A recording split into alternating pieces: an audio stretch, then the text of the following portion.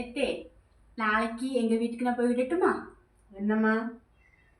நாளைக்கு எங்க வீட்டுக்கு நான் போட்டுமா? ஒன்றும் கேட்க மாட்டேங்க. ஐயோ எத்தே நாளைக்கு எங்க எங்க எங்க வீட்டுக்கு போட்டுமா? ஒண்ணுமே கேட்கலையே. இவ்வளவு பக்கத்துல இருந்து ஒண்ணுமே கேட்கலையா? கேட்கலம்மா. இது நான் அவ்வளவு மாய கசாரையாது. அது என்னம்மா, நீ வேணா இருந்து பாரு. சரி அத்தை எழுதுங்க.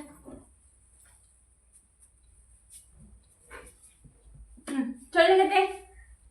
நாளைக்கு என் மகன் வாரா 4 மணிக்கு எழும்பணும். தோசை சுட்டு கொடுக்கணும். 1 மணிக்கு சோறு தும்பா சோறு போட்டு கொடுக்கணும். கேக்குதா? கேட்க மாட்டேங்குதே, சத்தமா சொல்லுங்க. 4 மணிக்கு எழும்பணும். என் மக வருவா. தோசை சுட்டு கொடுக்கணும். சோறு போட்டு கொடுக்கணும். கரெக்ட் நேரத்துக்கு கொடுத்துக்கிட்டு இருக்கணும். கேக்குதா? ஒன்னும் கேட்க மாட்டேங்குதே. ஆனா அதான் சொன்னேன். ஆனா அத்தை சொன்னது உண்மைதான். அது கசால இருந்தா ஒண்ணுமே கேட்க மாட்டேங்குது. அதான் சொன்னேன். நான் சொன்னது உனக்கு புரியல. ஆமா அத்தை, எனக்கும் புரியல. நான் சொன்னது அத்தைக்கு புரியல. இப்பதான் எனக்கு நிம்மதி.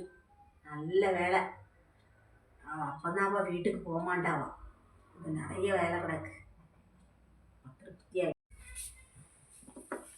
அப்படி நல்ல வேலை நம்ம தப்பிச்சோம். இல்லைன்னா வேலையில போட்டு கொண்டிருப்பாவ அத்தை.